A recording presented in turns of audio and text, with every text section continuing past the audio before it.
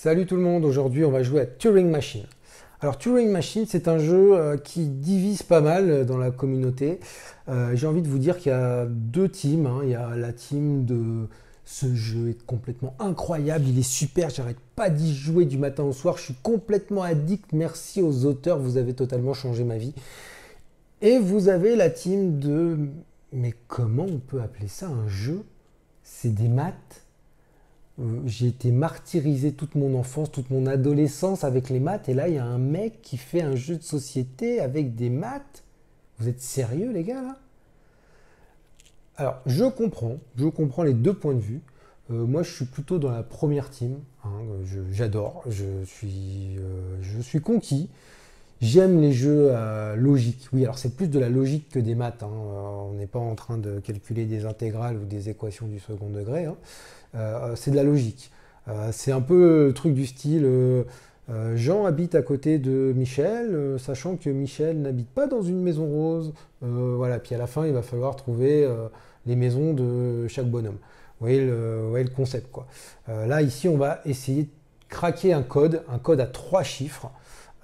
En suivant une logique en fait. On va interroger la machine et au fur et à mesure, on va éliminer des chiffres et à la fin, on va arriver à un code. Ben moi j'aime bien et j'aime bien aussi parce qu'il y a ce côté dans ce jeu, ce petit côté où quand j'arrive à la fin, quand j'arrive à trouver ce code à la fin, j'ai l'impression qu'il y a un mec qui va arriver chez moi qui va me filer le prix Nobel, quoi. J'ai l'impression d'être super intelligent, d'avoir craqué un truc de fou. Enfin, je prends la grosse tête, hein, voilà, n'ayons pas peur des mots. Et on retrouve ce petit côté-là dans d'autres jeux aussi. Là, le jeu Aurora Arkham JCE, par exemple, quand j'arrive à gagner, quand j'arrive à gagner un scénario, parce que j'ai jamais réussi à gagner une campagne, mais quand j'arrive à gagner un scénario, j'ai vraiment l'impression d'être supérieur, quoi. Je veux dire, oh là là, mais que mes amis ont de la chance de m'avoir. Je veux dire, vous voyez, il y a ce petit côté-là, là, dans Turing Machine, qu'on retrouve dans d'autres jeux et que moi j'aime bien. Qu'on soit d'accord, hein, on a juste trouvé un code à trois chiffres. Les chiffres vont de 1 à 5. On est loin d'avoir envoyé une fusée sur la Lune, hein, non plus, hein. C'est un jeu qui est à partir de 14 ans. Mais c'est pas grave, on le met de côté ça. On n'y pense pas, on a trouvé, on est fier, on a la grosse tête, on a l'impression d'être intelligent et j'aime bien. Voilà, c'est ce petit côté-là que j'aime bien dans ce jeu.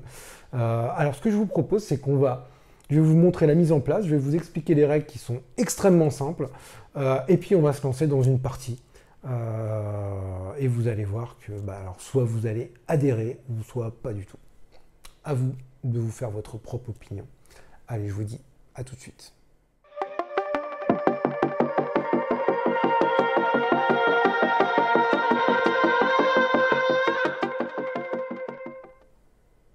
Alors, Turing Machine. Turing Machine, c'est un jeu déjà, il faut le savoir, qui se joue super bien en solo.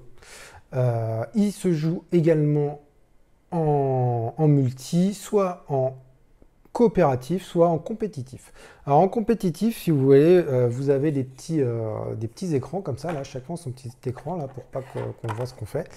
On a des petites feuilles comme ça, on a un carnet de feuilles en fait, hein, dans la boîte. On va avoir sa feuille comme ça derrière son écran, et puis on va on va faire nos petits trucs derrière nos écrans. En fait, il ne va pas y avoir énormément, même voire pas du tout, d'interaction entre les joueurs. Le premier qui trouve le code va avoir gagné. Donc en fait, une fois que quelqu'un a trouvé le code, vous n'avez pas fini votre code et vous êtes un peu frustré parce que la partie s'arrête. Moi, en multi, j'y ai joué uniquement en coopératif et ça marche bien. On n'a pas besoin de ça du coup. Et on est vraiment tous ensemble à essayer de craquer ce code et on discute, là pour le coup il y a de l'interaction, on se met d'accord, qu'est-ce qu'on va poser comme question à la machine, qu'est-ce qu'on en déduit et ça marche bien en coop. Donc là aujourd'hui je vais vous faire voir bien sûr une partie solo. Alors donc Turing Machine, mise en place, vous avez un petit carton comme ça, là, hop, une petite tuile qu'on met au milieu. Et on va choisir en fait le code qu'on va faire. Donc vous avez la règle du jeu. La règle du jeu, regardez, elle est, il y a, voilà, 4, 6, et voilà, c'est tout. Voilà. Donc c'est super simple les règles. Là vous avez les cartes qui sont bien détaillées. Et c'est tout. Voilà, vous avez un exemple de jeu, c'est super simple. Et ici, voilà, vous avez les 20 codes. 20 codes, bien sûr, uniquement pour commencer, c'est-à-dire que vous allez les faire dans l'ordre. Je vous conseille d'ailleurs de les faire dans l'ordre. Au début, ça va être facile, vous allez voir. Et après, au fur et à mesure qu'on monte, ça va être de plus en plus compliqué. Alors, 20 codes, ça, c'est uniquement sur la feuille, enfin, sur la règle du jeu, parce qu'en fait, après, vous allez sur la page internet de Turing Machine, qui est totalement gratuite, et vous avez plus de 7 millions de codes à faire. Je vais vous montrer ça tout à l'heure. Ensuite, au niveau du matériel, hop, regardez, on a des petites feuilles comme ça, là, justement, là, voilà, percées. Alors ça, c'est justement le système, je vais vous faire voir comment on interroge la machine. Les chiffres qui vont de 1 à 5, voilà, c'est un code, c'est 3 chiffres, un code à 3 chiffres, et chaque chiffre on peut faire de 1 à 5, on peut répéter plusieurs fois le même chiffre. Hop, ça, on va le mettre sur le côté, on va en avoir besoin. Ensuite, vous avez plein de feuilles comme ça, justement, plein. Alors faites attention de ne pas les mettre dans le désordre, parce qu'après, on va vous demander d'aller chercher tel feuillet bien particulier, enfin une fiche bien particulière avec des numéros là en haut là. Donc elles sont dans l'ordre. En plus vous avez des numéros orange, là-haut vous avez les numéros bleus, les numéros violets. Donc c'est dans l'ordre. Donc par contre quand on commence à foutre le bordel, après pour aller les chercher, c'est vachement compliqué. Donc là c'est dans l'ordre, au moins pour aller les chercher c'est quand même vachement plus simple. Donc attention à les laisser toujours bien dans l'ordre. Hop. Et en fait, je vous expliquerai tout à l'heure. Là, ce sont les cartes. Justement, ça va être comment ils appellent ça? Les critères, en fait. Ça va être les critères, les questions auxquelles on va pouvoir répondre. Enfin, la machine va nous répondre. Par exemple, regardez, je prends la première, elle est simple. Le critère, là, c'est le chiffre triangle. Oui, parce que alors, le premier, c'est le triangle bleu. Premier chiffre, c'est le triangle bleu, qui est représenté par le triangle bleu.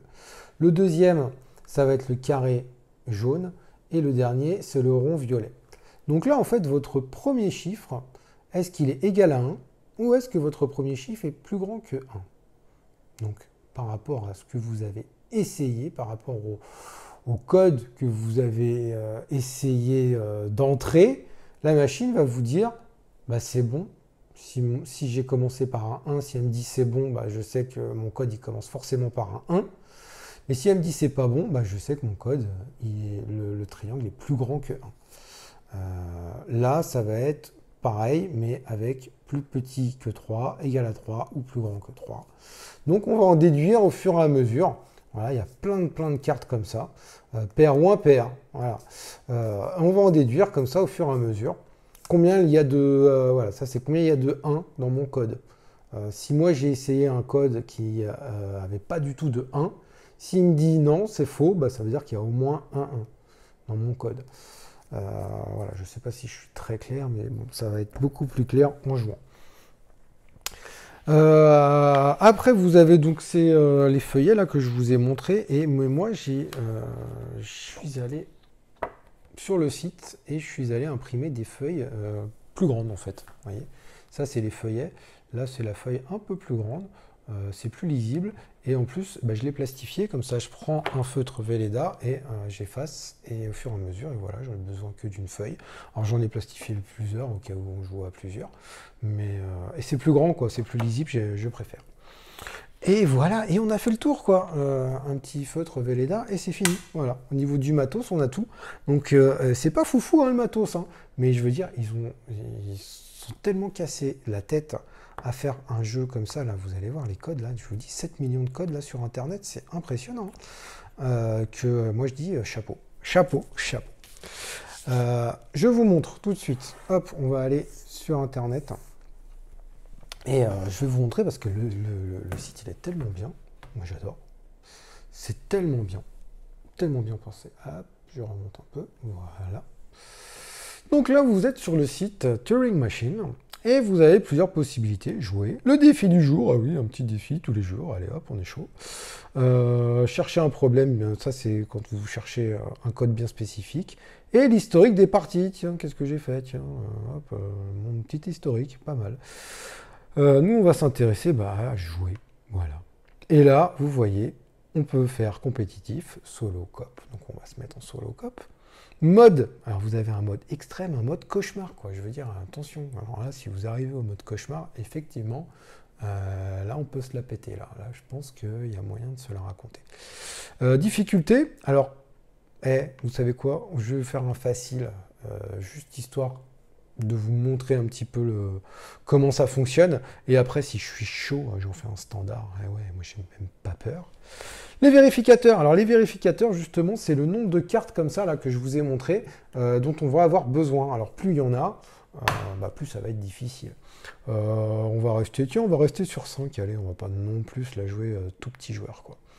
Et là, hop, on appuie, et là, ils vont nous générer directement un code. Voilà, hop, ça y est, ils nous ont généré un code. Donc là, grâce à ça, en fait, j'ai ma mise en place. Et ça va être jamais le même, quoi. Je veux dire, 7 millions. Alors, 7 millions, c'est pas... J'ai pas 7 millions de codes différents. Hein. J'ai que 3 chiffres. Hein. Je peux pas faire 7 millions de codes différents avec 3 chiffres. Hein. C'est pas possible. Hein. Surtout qu'en plus, c'est que de 1 à 5. Mais par contre, vous allez avoir bien sûr plusieurs fois le même. Mais comme ça va changer à chaque fois avec ces cartes-là, par exemple, j'ai joué, j'ai trouvé le code. La première fois, c'était, je dis n'importe quoi, 151. C'était du facile, j'ai trouvé à la fin 151. Et bien, peut-être, enfin, c'est pas peut-être, c'est sûr, il y a plein d'autres codes où il va falloir trouver 151, mais avec d'autres cartes où ça va être beaucoup plus dur parce que je vais avoir plusieurs cartes, je vais avoir d'autres critères pour trouver 151 et ça va être beaucoup plus dur ou ça va être plus facile ou ça va être moyennement dur. Enfin, tout ça pour dire que ça génère automatiquement et vous n'allez jamais tomber 2 fois sur le même, c'est pratiquement impossible. Donc, on va regarder de plus près. Vous avez A, B, C, D, E. Donc là, c'est par rapport à la carte, la tuile que j'ai posée au début là. A, B, C, D, E. Donc là, j'ai choisi 5 critères, c'est pour ça que ça va jusqu'à E, j'ai pas de F. Si j'avais choisi 6 critères, hop, ça aurait été jusqu'à F. Donc ça, voilà. 7, 8, 12, 15, 16, justement, c'est mes cartes critères. Voilà, c'est mes cartes critères. Donc je vais les prendre. Tac, tac, tac, tac. Hop, 16, 15, 12, 8 et 7. Voilà, donc je vais jouer, je sais que je vais jouer avec ces critères-là. On va regarder ensemble tout de suite les critères. Premier critère, pair ou impair. Pair est plus grand que impair. Il y a plus de valeur pair ou il y a plus de valeur impair. Voilà. Soit, si je mets 123, ça veut dire qu'il y a plus de valeur impair. Parce que j'ai le 1 et le 3 qui sont impairs et j'ai que le 2 qui est pair. Donc là, ça va me dire soit j'ai plus de paires ou soit j'ai plus de impair. Ok, ça c'est bon, c'est compris. Ici, la valeur du triangle bleu est plus grande que les deux autres. Pas que les deux autres additionnés. Hein. C'est ma valeur triangle qui est le plus grand chiffre. Plus grand que les deux autres, hein, pas égal, hein, plus grand. Ou alors c'est mon carré, mon chiffre qui est au milieu, qui est plus grand que les deux autres. Ou alors c'est mon dernier chiffre, qui est plus grand que les deux autres. Voilà, ça va me permettre de savoir ça. Ici, là, on va comparer la valeur du triangle par rapport à la valeur du rond.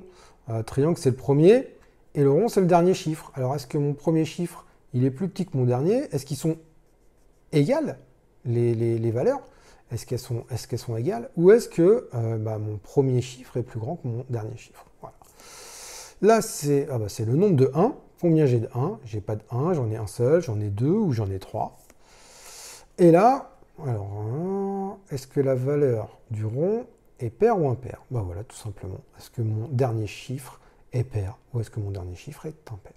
Voilà. Donc ça, c'est les questions qu'on va pouvoir poser à la machine pour ce code. Et pour que la machine nous réponde d'une bonne façon, on va aller chercher ces cartes-là, là. Les grosses tuiles, là. Voilà, le gros paquet où je vous ai dit qu'il fallait faire gaffe de ne pas le mélanger. Et ben c'est ça. Voilà, je sais quelle carte je vais me mettre comme vérificateur en face. Hop, j'enlève mon ordi. Et je vais faire ça avec vous. Alors, donc là, on va regarder valeur jaune. On me donne des valeurs jaunes, donc je vais regarder là-haut. Alors, j'ai la carte 793. Et ben, vous voyez, c'est la première. Donc 793, celle-là, hop, elle va me servir. Après, j'ai la carte 600. Oui, c'est ça, 687. Alors 687, vous voyez pourquoi il faut les mettre dans l'ordre. Hop, 687, elle est là, je la prends. Après, j'ai la 613. 613, 613. Je vais chercher. Hop, 613, elle est là. Ensuite, j'ai 402. 402, 402. Je cherche la 402. 402, elle est là. Et il m'en manque une. Il me manque là. Il me manque quoi? 374. 374. Elle est là. Ok. Donc maintenant, il va falloir les mettre au bon endroit. Donc je remets ma tuile de départ. Donc mon A, on a dit que c'était le 7. C'est, est-ce que c'est pair ou impair? La dernière valeur. Je le mets là. Mon B, c'est le 8. C'est combien il y a de 1? Bon, la règle du jeu, c'est bon, on n'en a plus besoin. Elle vient là. Mon C, c'est la 12. Pas la 12, c'est la valeur, ouais, comparer le triangle avec le rond. Ok. Le D, c'est le 15. C'est quel chiffre est le plus grand par rapport aux autres? Ok. Et en dernier, donc le 16, c'est est-ce qu'il y a plus de chiffres pairs ou est-ce qu'il y a plus de chiffres impairs? Et ça, c'est le E. Ensuite, on va positionner ces cartes-là au bon endroit. La 374, elle va au E. Et voilà. Tac. La 402 va au C. Voilà. La 613 va au A. Ici. La 687 va au D. Là-bas. Et donc la dernière, je vérifie bien, 700. Oui, c'est bon. Et là, bah, pour pas... Comme on va les manipuler, on peut mettre une petite croix pour dire celle-là c'est la A, celle-là c'est la B, la C, D et la E. Ça c'est surtout vrai quand on joue à plusieurs, comme on va aller chercher les cartes pour vérifier à chaque fois. Quand on sait, bah merde, celle-là, va où déjà, je me souviens plus, là, il y a de la place un peu partout. Hop, on voit, ça va sur la A. Et voilà. Et là, en fait, bah, vous êtes prêt à jouer. Voilà, vous avez fini. Vous avez fait la mise en place, elle est finie là. On peut y aller. Donc, vous voyez, c'est super rapide. Et vous allez aussi voir que c'est super simple à comprendre. Donc, je cherche un code à 3 chiffres, où les chiffres vont de 1 à 5. Donc, au début, bah, j'ai aucune indication. Donc, il faut un peu mettre au pif, quoi. Voilà, hein, on va mettre un peu n'importe quoi. Enfin, n'importe quoi. Oui et non, parce qu'on peut regarder un petit peu par rapport aux cartes, aux cartes réponses. C'est-à-dire, tiens, je sais que je vais pouvoir lui demander s'il y a plus de paires que d'impairs. Je sais que je vais pouvoir lui demander le nombre de fois où j'ai des 1. Alors, déjà, est-ce que je vais en mettre qu'un seul 1? Ou peut-être je vais en mettre 2, ou si j'en mets pas du tout. Enfin bon, ça peut nous donner une petite indication sur comment on va démarrer au début. Bon allez, là on va pas trop réfléchir, on va y aller. Allez, 251. Voilà. 251. J'ai mis mon premier code là, un peu au pif au début. Hein. Donc je le mets ici, dans ma case ici. Et maintenant, eh ben, je vais former mon code avec ces cartes-là. Donc, je dois prendre un 2 en triangle, commence par un 2. Donc là, c'est classé, vous avez les 1, les 2, les 3, les 4, les 5. Donc dans le 2, bah, je prends une carte triangle. Il y en a plusieurs, comme ça, quand on joue à plusieurs, chaque joueur peut se servir. Donc je me prends le 2. Je prends le 5 jaune, carré.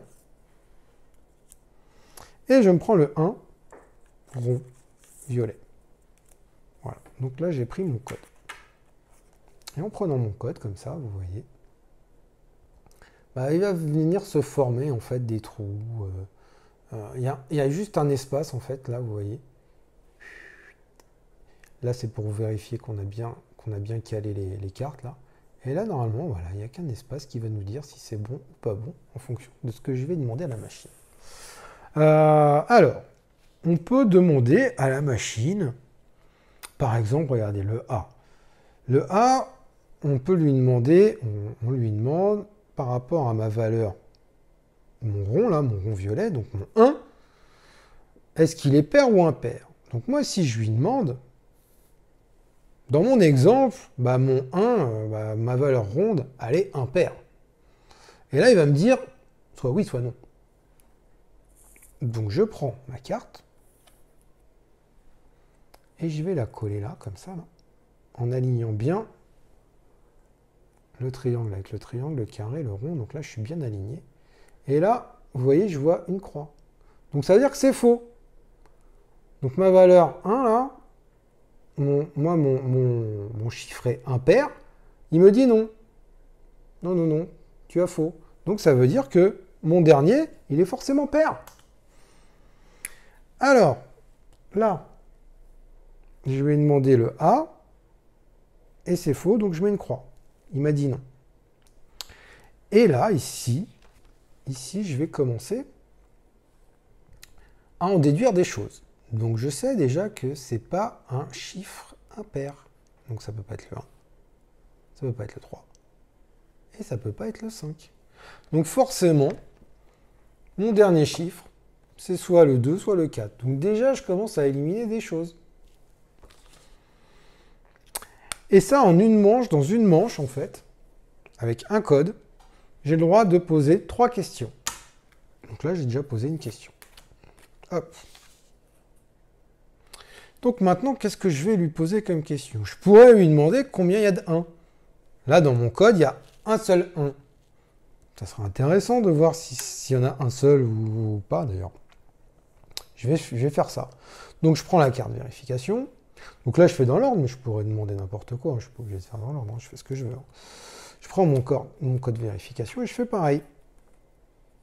J'aligne bien mon rond avec mon rond, mon triangle avec mon triangle. Et là, bah pareil, il me dit non, non, non. Dans ton code, tu n'as qu'un seul 1. Eh ben non, il n'y a pas qu'un seul 1 dans le code. Il n'y a pas qu'un seul 1. Donc, bah j'ai encore faux. Je mets une croix là. Il n'y a pas qu'un seul 1. Alors là, du coup, je ne peux pas trop déduire de choses. Hein. Parce qu'il n'y a pas qu'un seul 1, ça veut dire... Bah déjà, je sais qu'il n'y en a pas 3, forcément, vu que j'en ai éliminé un. Mais ça veut dire qu'il y en a peut-être 2 où il y en a 0. Donc, bon, ça ne m'aide pas plus que ça. Plus tard, ça pourra peut-être m'aider, mais pour l'instant, non. Alors, je peux mettre, justement...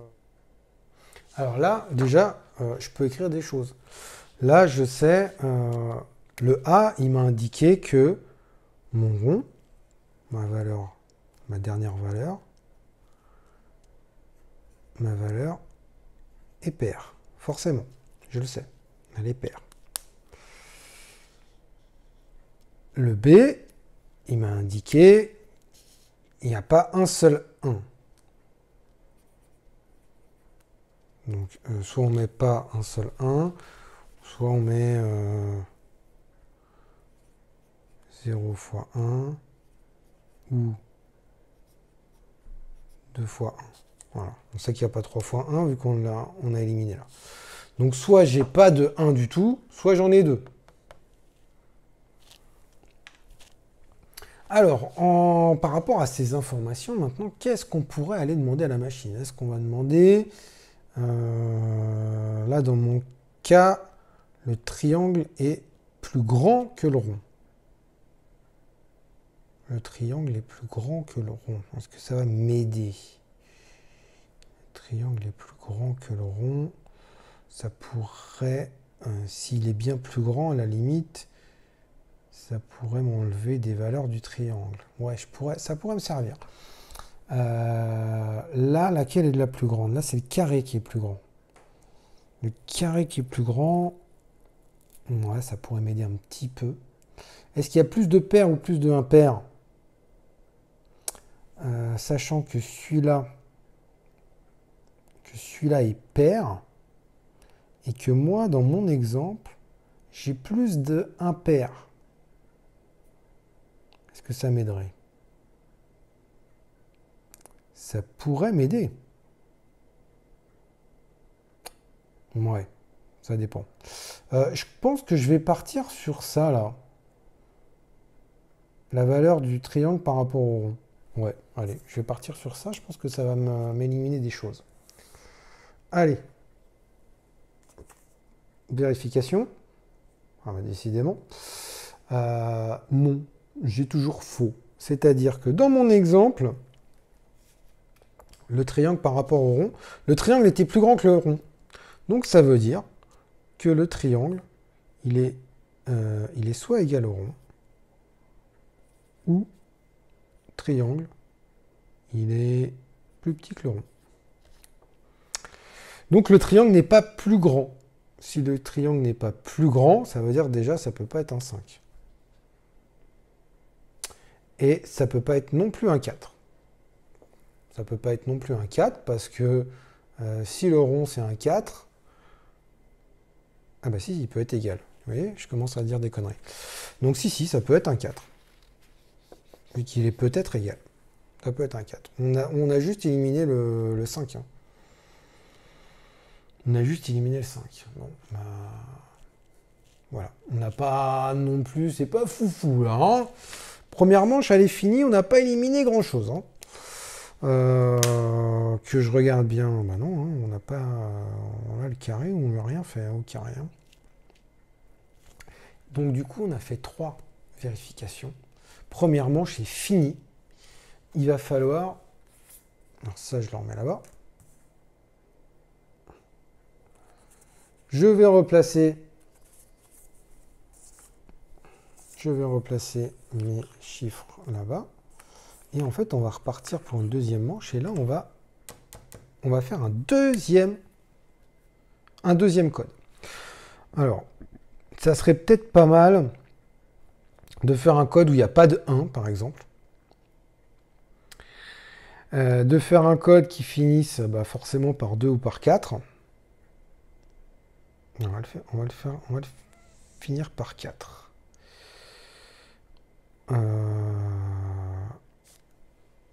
Là, le triangle par rapport au rond. Le triangle est plus petit. Là, il y a quand même des chances pour qu'il soit plus petit. Et comment on pourrait trouver pour le carré? Il faudrait peut-être aller lui demander ça, là, ça serait pas mal. Et est-ce qu'il y a plus de paires que de impaires aussi? Ça serait pas mal de savoir. Et on va essayer de mettre des impaires. Ouais, on va faire ça. On va mettre des impaires. On va mettre des impaires. Voilà. Comme ça, on va voir s'il y a plus de impaires. S'il y a plus de impaires, comme on sait que celui-là, il est pair, on sait que les autres, après, seront impairs, ça pourrait nous aider. On va partir là-dessus. Je ne sais pas si c'est super intelligent ce que j'ai fait. Hein. C'est pas grave. Allez, donc je me prends mes cartes pour former mon petit code. Voilà. Allez, et là, on va poser des bonnes questions. On va poser des bonnes questions. On va essayer de voir... Tiens, qu'est-ce qu'on n'a pas fait? Là. Là, dans mon exemple, c'est le rond qui est le plus grand. Alors, on va voir si c'est bien le rond qui est le plus grand. Ça va peut-être nous aider. Ou pas. Et là, attention. Non. Encore une fois, non. Donc, c'est pas le rond qui est le plus grand. Donc, ça c'est faux. Ah ouais, alors attendez, ça c'était faux. Le D, il est faux. Bah disons, décidément, on va pas être super. Hein. Donc, soit... Donc, rond n'est pas le plus grand. Est-ce que ça nous aide? Est-ce que ça nous aide? Le rond n'est pas le plus grand. Bah, le rond n'est pas le plus grand, non, ça ne nous aide pas, parce que si le 5, si le carré c'est le 5, le rond, ça pourrait être quand même le 4. Donc voilà, ça nous a pas aidé du tout. Non, on peut pas, voilà, enfin, je vois pas là ce qu'on peut éliminer. On va essayer pair par rapport à impair. Là, dans mon exemple, il y a plus de paires. Il y a plus de paires. Bon, on va voir tout de suite. Est-ce qu'il y a plus de paires ou est-ce qu'il y a plus d'impairs? Donc là, par contre, regardez, ça nous dit oui. Oui. Donc dans mon exemple, j'ai plus de paires, donc ça veut dire que oui, il y a vraiment plus de paires. Donc ça, c'est oui. Donc s'il y a plus de paires, est-ce que ça nous aide? Ça veut dire que là, ça peut être pair, ou là aussi, il a un pair. Donc non, effectivement, ça ne nous aide pas plus que ça, mais on sait qu'il y a les valeurs paires. Comment ils ont mis ça? Ouais. Pair plus grand que impair. Ok. Super. Qu'est-ce qu'on pourrait faire là qui pourrait nous aider maintenant? Ah oui, le nombre de 1, on a dit. J'en ai pas mis du tout. Je vais voir. Ça, forcément, ça va nous aider, ça. Et là, oui, c'est bon. J'ai pas mis un seul 1, ça veut dire qu'il n'y a pas un seul 1 dans le code. Il n'y a pas un seul 1. Ça veut dire que donc là, hop, hop, il n'y a pas un seul 1. Alors, est-ce qu'on peut virer d'autres trucs du coup là? Le rond, non, on ne peut pas. Donc, on sait que c'est ça. Il y a 0, 1. Le rond n'est pas le plus grand. Donc, ça ne nous aide pas. Il y a plus de paires que d'impairs. Ça ne nous aide pas. Super. C'est quoi le B? Le B était bon. Dans un truc facile, normalement, en 2, on devrait y arriver. 2. Ouais, bon, bah écoutez, j'espère que le prochain sera le bon. Hop! Troisième manche. Troisième manche. On replace ça. Bon, bizarrement, ce que je vous ai dit tout à l'heure, vous voyez, là, je me sens pas super malin. Hein. Peut-être que vous êtes en train de vous dire, mais il est débile ou quoi, là, il peut éliminer ça, faire comme ci, comme ça, et tout. Si je peux vous aider à vous sentir supérieur à moi, ça me fait plaisir, quelque part. Mais bon, on va voir. Allez, on continue. Allez, faut trouver quelque chose d'intelligent, là. Qu'est-ce qui pourrait nous aider? Qu'est-ce qui pourrait nous aider? Ça, c'est bon. Ça, c'est bon. Ça, on n'est pas sûr. Mais il y a quand même de grandes chances pour que le triangle soit plus petit que le rond. Hein. Donc ça veut dire qu'il y a de grandes chances. Mais peut-être égal. On peut tester quand même. On va essayer de mettre le triangle plus petit que le rond. Non, on aurait pu tester ça. Ouais, ça serait intéressant à continuer de tester. Ça serait intéressant aussi à trouver là. Laquelle des valeurs, on sait déjà que c'est pas le rond le plus grand. On va essayer, si on met un 4, on va essayer de faire en sorte que le triangle soit le plus grand. Un 4, il y a plus de paires que d'impairs. Un 4, un 3, et là, si le triangle est égal, oui, il peut être égal au rond, mais le rond n'est pas le plus grand. Donc on va essayer de mettre le 2. On va essayer de faire ça. Est-ce que là, pour l'instant, ça c'est bien pair. Il n'y a pas de 1. Le triangle, ah non, c'est marqué qu'il est plus petit. Il doit être plus petit ou égal. Donc non, ça ne peut pas être ça. Ça ne peut pas être ce code-là. À la limite, je pourrais essayer de mettre un 4 ici. Et c'est pas le plus grand. Ou alors, je mets, regardez.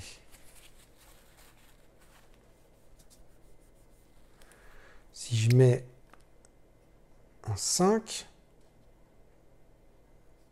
et un 4, est-ce que je respecte tout là? Ça reste pair. J'ai pas de 1. Le triangle est égal au rond. C'est possible, c'est une possibilité. Le rond n'est pas le plus grand. Ah non, c'est le carré qui est le plus grand. Et il y a plus de paires que de impaires. Donc pour l'instant, c'est un code qui reste plausible, ça. On va se le tenter. On va se le tenter. Allez. 454. Et donc, on va tester là. Est-ce que le carré est le plus grand? Est-ce que le carré, dans mon exemple, le carré est le plus grand? Eh eh, regardez. Oui, le carré est bien le plus grand. Donc, ça c'est la D. Hop, j'ai bon à la D. Donc, si le carré est le plus grand, ça veut dire que le carré ne peut pas être un 2. Ah oui, il est le plus grand. Est-ce qu'on peut éliminer d'autres trucs? Alors, attendez, on va l'écrire tout de suite. Ici. Carré est le plus grand. Voilà, on le sait, on le sait, on le sait. Après, ça nous fait pas éliminer grand-chose de plus. Hein. Parce que si le carré, il peut être un 3, les deux autres peuvent être un 2. Non, je pense que ça serait important de voir justement le triangle par rapport au rond. Là, j'ai mis le triangle est égal au rond.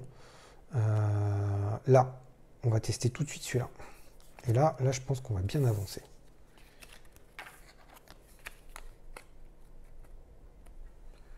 Et non, ça veut dire que le triangle n'est pas égal au rond. Donc forcément, le triangle est plus petit que le rond. Le triangle est forcément plus petit que le rond. Si le triangle est plus petit que le rond, le triangle ne peut pas être un 4. Et oui, parce que le rond peut être un 4. Le rond peut être un 4, mais du coup pas le triangle. Parce que le triangle est forcément plus petit. On avance, on avance. Donc là, c'était le C, il m'a dit non. Allez, il faudrait qu'on prenne un truc intelligent là. Non, ça on sait, ça on sait. Ah bah non, bah ça sert à rien de faire un autre truc là. Ça ne sert à rien de faire un troisième. Là, vous voyez, on a 3 manches. Enfin, on peut interroger 3 fois. Mais aucun intérêt. Là, on le sait déjà. Là, on le sait déjà. Là, on le sait déjà. Donc, on n'a pas été super malin. Alors, attendez, est-ce que je passe à côté d'un truc? C'est possible. c'est possible que je passe à côté d'un truc. C'est pas impossible. Il y a plus de paires que d'impairs. Mais là, on ne sait pas. Si on avait plus d'indications, là, ça, c'est plus petit que le rond. Ah, mais si c'est plus petit que le rond... Ah, ouais, mais si c'est un 4, c'est un 2. Si c'est un 2... Ah bah oui, attendez, regardez. Le triangle est forcément plus petit que le rond. Donc le rond, ça ne peut pas être un 2. Si le rond est un 2, le triangle, il n'est pas plus petit. Donc, hop, forcément, le rond est un 4. Si le rond est un 4, si le rond est un 4, est-ce que ça nous aide? Ah oui, le carré, c'est le plus grand. Donc le carré, si c'est le plus grand, c'est forcément un 5. Et si c'est forcément un 5, il y a plus de paires que de impaires. Là, on a un paire à un paire, donc il faut un autre paire. Et voilà. Et boum! Craquage du code!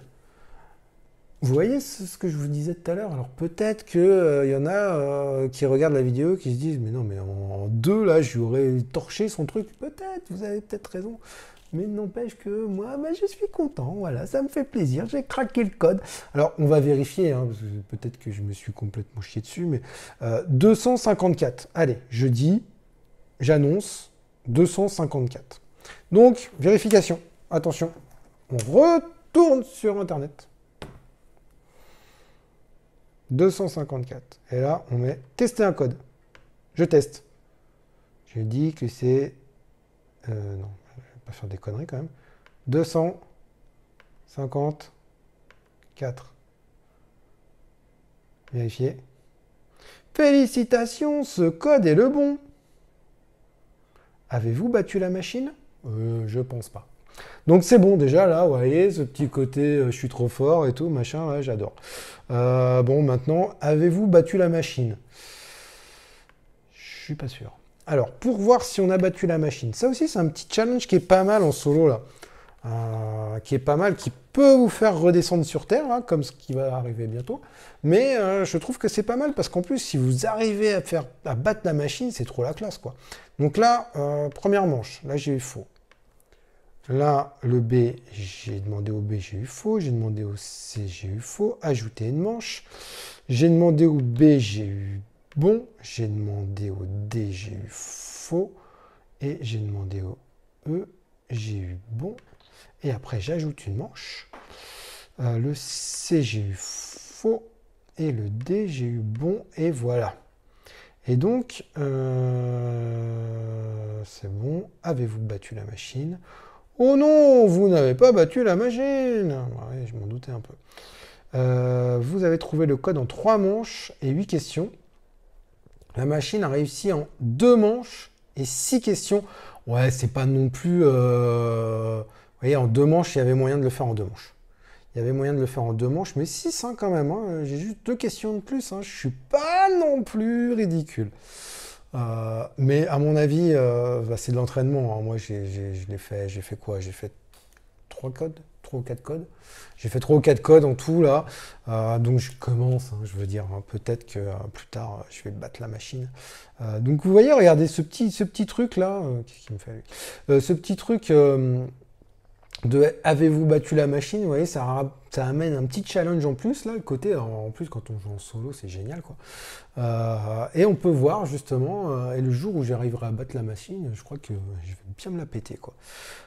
Vous pouvez partager votre score sur les réseaux sociaux et tout, attention, la classe. Et voilà, bah, vous voyez, 3 manches, 8 questions, lui, il a fait 2 et 6, hein, c'est pas non plus, voilà, je suis pas super loin. Donc, bah voilà, c'était un petit exemple, un petit exemple de code là que j'ai réussi à craquer. Donc, ça va vous donner une bonne impression, un bon aperçu, on va dire, du jeu, comment ça se déroule. Vous avez vu, c'est vraiment génial.